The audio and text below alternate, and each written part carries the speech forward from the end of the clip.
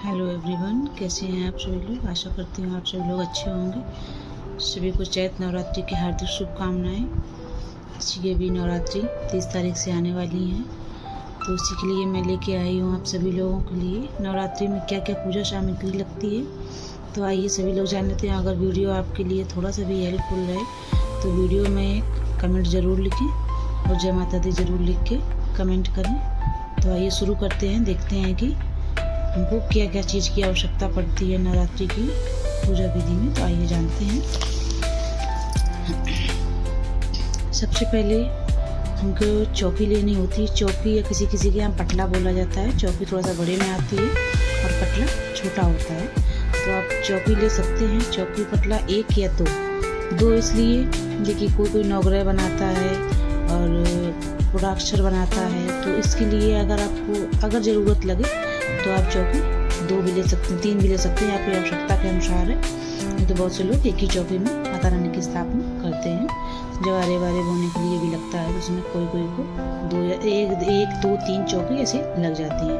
तो ये आपके ऊपर है कि आपको कैसा चौकी क्या करना है।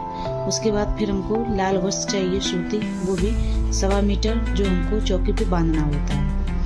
चौकी पे बांध के तभी तो हम माता जी की स्थापना करते हैं। तो ये आप लोग याद रखें।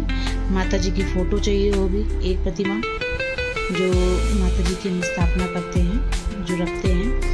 फ़ोटो रख लें, मूर्ति रख लें, और वो जो मिट्टी की आती है वो रख लें। या आपके यहाँ जो पीतल की होती है, चांदी की होती है, ये आपके ऊपर है। जो भी आपके पास हो वो माता की स्थापना के लिए प्रतिमा ले सकते हैं। फिर गणेश जी की फ़ोटो चाहिए, मूर्ति। गणेश जी की फ़ोटो हो तो फ़ोटो रख लीजिए, मूर्ति हो तो मूर्ति रख लेना। हो तो सुपारी से गणेश जी बनाए जाते हैं, आप उससे गणेश जी की स्थापना कर सकते हैं। नवग्रह बनाए जाते हैं, धातु के भी नवग्रह होते हैं, चावल के भी बनाए जाते हैं। चावल और सुपारी से चाहे तो आप बना हुआ जो आता है पोस्टर पूरा, वो आप ले सकते हैं। ये आपके ऊपर है। अगर आप बनाते हैं, नहीं तो इसको स्किप कर सकते हैं। अगर आप बनाना चाहते हैं तो सुपारी और चावल से बन जाएंगे, और नहीं बनाना चाहते हैं तो बने बनाए आते हैं, आप वो ले सकते हैं। ये हो गया पोडस मात्र का। ये पोडस मात्र का भी बनता है चावल और सुपारी से। इसमें 16 सुपारी लगती है और हल्दी लगती है। तो ये आप देख लीजिए, 16 सुपारी 16 हल्दी की गांठें पोडस मात्र का। अगर आप बनाते हैं तो आप बना लीजिए, वरना आप इसको स्किप कर सकते हैं। ये आपके ऊपर डिपेंड करता है कि आपको इसमें क्या क्या लेना है। लाल चुनरी जो हमें माता को ओढ़ानी होती है, 1 या 2 आप, एक तो माता जी को ओढ़ाने के लिए चाहिए, दूसरी हमको नारियल में लपेटने के लिए चाहिए। तो नारियल की आप चाहें तो छोटी कर सकते हैं, कोई ज़रूरी नहीं बड़ी ही लें। और माता जी को ओढ़ाने के लिए जैसी भी आपकी माता जी हों उस हिसाब से चुनरी ले लें। पंचामृत पहले दिन हमको चाहिए, क्योंकि हमको उस दिन स्थापना करनी होती है, तो स्नान करवाने के लिए सभी देवी देवताओं को। बाकी जो डेली के दिन होते हैं तो फिर उसमें तो आप सिर्फ छींटे दे सकते हैं जल दूध दही के। बाकी प्रथम दिन हमको सबको स्नान करवाना होता है। और अगर आपकी प्रतिमा जो है स्नान करवाने लायक है माता रानी की, तो आप उसको स्नान करवाइए, वरना उसको भी प्रथम दिन भी छींटे ही दे दीजिए। और श्रृंगार सामग्री, ये आप श्रृंगार आपके ऊपर है, 16 रख लें, 7 रख लें या 5 रख लें, ये आपके ऊपर है। जो आपकी श्रद्धा हो वो आप श्रृंगार माता रानी को अर्पण कर सकते हैं। उसके बाद आते हैं हम कलश स्थापना। कलश घट स्थापना सामग्री। कलश स्थापना में हमको क्या क्या चीज़ की आवश्यकता पड़ती है, तो आइए जान लेते हैं। सबसे पहला तो हमको एक कलश चाहिए होगा, मिट्टी का हो, तांबे का हो, पीतल का हो, किसी धातु का, किसी भी चीज़ का हो। अगर आपके पास है तो वो आप कलश ले सकते हैं। उसके बाद फिर हमको जल चाहिए, साफ और स्वच्छ एकदम से, जो हमको कलश के अंदर भरना होता है। जल और गंगा जल, पहले गंगा जल डालते हैं, उसके बाद जल मिलाते हैं। पहले जल कभी नहीं डाला जाता है, पहले हमेशा गंगा जल डाला जाता है, उसके बाद जल मिलाते हैं हम लोग। तो ये आप देख लीजिए कि आपको क्या क्या रखना है। फिर उसमें कलश में लगाने के लिए आम के पत्ते, अशोक के पत्ते, पान के पत्ते, अगर ये आपके पास हों तो आप ये लगा सकते हैं। इन 3 में से जो भी आपके पास पत्ते हों वो आप पत्ते का प्रयोग कर सकते हैं। 5 लगा दें, 7 लगा दें, 11 लगा दें, ये आपके ऊपर है। जो आपकी श्रद्धा बन सके वो आप पत्ते लगा सकते हैं। कलश में डालने के लिए हमको 1 लौंग, इलायची, सिक्का, हल्दी की गांठ ना हो तो पिसी हल्दी ले सकते हैं, अक्षत, चावल, पुष्प, सर्व औषधि में जो हमारा आता है तेज पत्ता हो गया, ये सब जो आती हैं वगैरह औषधियाँ, ये हम इसमें मिला सकते हैं। सर्व औषध किचन की जो हमारी सामग्री होती है उसको हम सर्व औषधि बोलते हैं। फिर हमको नारियल रखने के लिए कलश के ऊपर जो नारियल रखा जाता है वो हमको नारियल चाहिए होगा, पानी वाला नारियल हो। खास जब आप लेने जाएं उसको हिला के देख लीजिए कि वो पानी वाला नारियल हो, पानी जटा वाला नारियल हो। जो जटा जिसकी नहीं हो वो नारियल मत रखिएगा, आपको जटा वाला ही नारियल रखना है। एक पूर्ण पात्र, जो हम कलश के ऊपर कटोरी रखते हैं, उसमें चावल या गेहूँ जो आपके पास अनाज हो वो भर के हम रखते हैं, उसको बोलते हैं पूर्ण पात्र। उसके ऊपर फिर हम नारियल रखते हैं। बहुत से लोग नारियल सीधा कलश के ऊपर ही रख देते हैं, ये आपके ऊपर है कि आपको कैसे रखना है। पूर्ण पात्र हो गया एक पूर्ण पात्र, इसके ऊपर हम मतलब जौ या चावल भर के रखते हैं। उसके बाद अक्षत, अक्षत क्योंकि हमको बहुत सारे लगते हैं, कोई शो पोडस भी बनाता है और नवग्रह भी बनाता है। कलश में रखने के लिए भी चावल चाहिए। और नीचे जो बनाया जाता है कलश के नीचे, उसके नीचे भी हमको चाहिए। बहुत से लोग स्वास्तिक बनाते हैं चावल से, बहुत से लोग कलरफुल चावल करके उसके बाद सजाते हैं उसको, कलश को।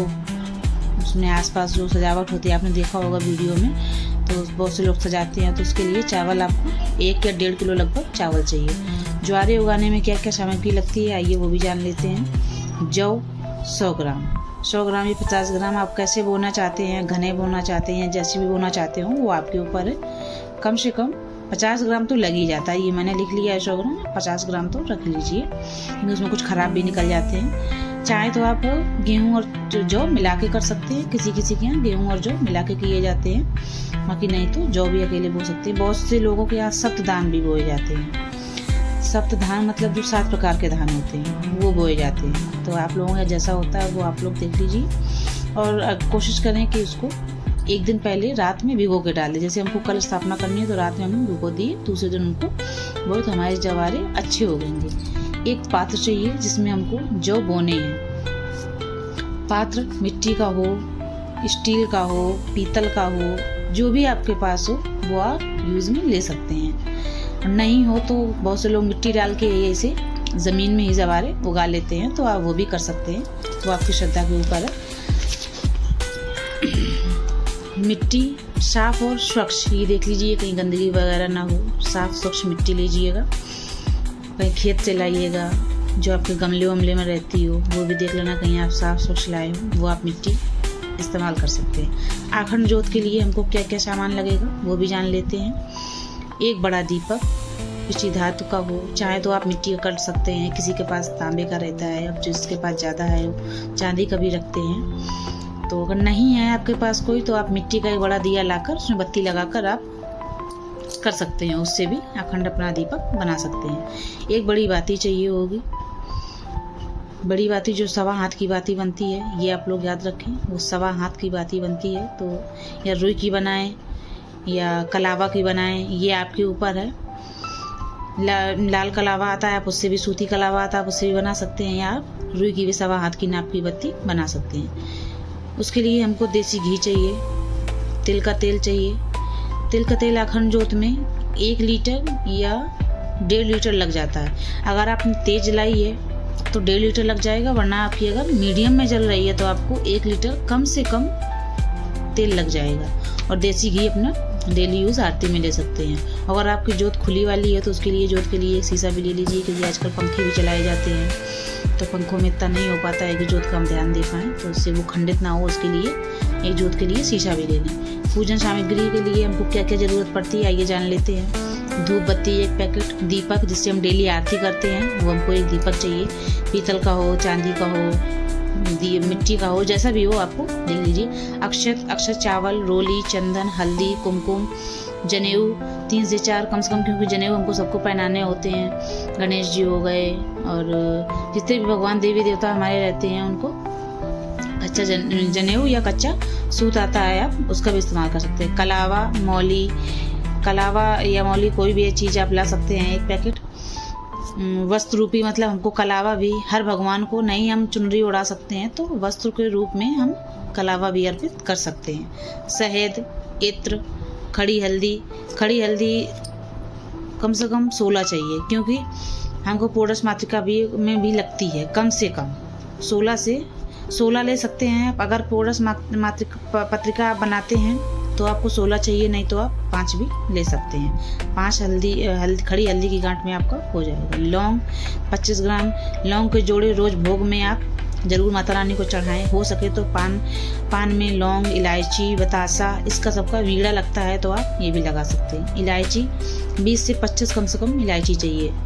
कमलगट्टे 11, कपूर 50 ग्राम, पान 5-7 आप जो भी ला के रखना चाहें। अगर आप डेली माँ को वीड़ा अर्पित करना चाहते हैं तो आप डेली माँ को पान का वीड़ा अर्पित कर सकते हैं, नहीं तो आप बना बनाया भी पान जो आता है आप माँ को वो भी अर्पित कर सकते हैं, मीठा पान। सुपारी 20 से 25 पूर्णस मातृका और नवग्रह के लिए। अगर आप पूर्णस मातृका और नवग्रह बना रहे हैं तो उसमें सुपारी लगती है। नवग्रह में 9 सुपारी तो वही हो गई, और 16 सुपारी पूर्णस मातृका में लगती है तो 20 से 25 सुपारी ये हो जाएगी। पुष्प लाल गुड़हल, लाल हो फूल गुड़हल का हो तो अति उत्तम है। गुलाब, अगर आप डेली माँ को माला अर्पित करना चाहते हैं तो माला अर्पित कर सकते हैं। दूर्वा गणेश जी के लिए, हम गणेश जी को दूर्वा अर्पित करेंगे। थोड़ा सा वीडियो लंबा हो गया है क्योंकि थोड़ी सी सामग्री ज़्यादा थी, तो आप लोग इस चीज़ को इग्नोर करिएगा। और आइए देखते हैं हवन सामग्री में क्या क्या लगता है। पात्र हो एक मिट्टी का जिसमें आप हवन करेंगे। अगर आपके पास धातु का है, कोई हवन बनवा लेता है लोहे का, पीतल का हवन करने के लिए, तो आप वो देख लीजिए। गाय का गोबर के उपले या कंडे, नहीं तो आजकल ऑनलाइन भी मिलने लगे हैं, आप वो मंगवा लीजिए। आम की लकड़ी, नवग्रह समिधा हवन, अष्टमी और नवमी में हवन जरूर करें। सामग्री 100 ग्राम हवन सामग्री, आप इसको घर में बना सकते हैं। चीनी है और काले तिल हैं, चावल हैं, जौ हैं, ये सब मिला के पंचमेवा मिला के आप हवन सामग्री घर में भी तैयार कर सकते हैं। घी, पूर्ण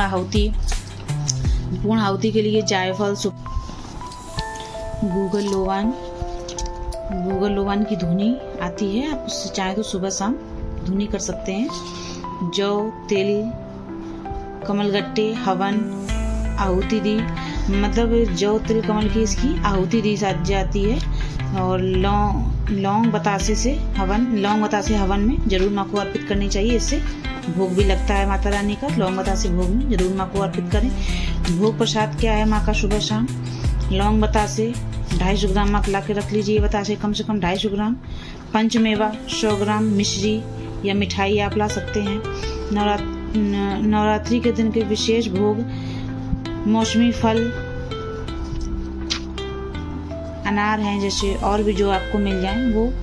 तांबूल, पान, लौंग, इलायची, सुपारी, बतासा, मीठा पान अर्पित कर सकते हैं माँ को। ये आप सब बना के माँ को अर्पित कर सकते हैं या फिर मीठा पान मंगा के वो अर्पित कर सकते हैं।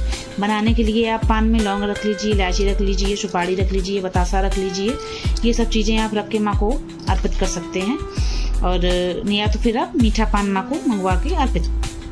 जाप और पाठ के लिए दुर्गा सप्तशती आप जरूर पढ़ें, सुबह और शाम अगर पढ़ सकते हैं तो। और रात की व्रत कथा पढ़ें और दुर्गा चालीसा से माँ का पाठ जरूर करें। अगर आपको वीडियो थोड़ा सा भी हेल्पफुल लगा हो तो प्लीज़ वीडियो में एक कमेंट जरूर करें और जय माता दी जरूर लिखें। सभी को राधे राधे, हर हर महादेव।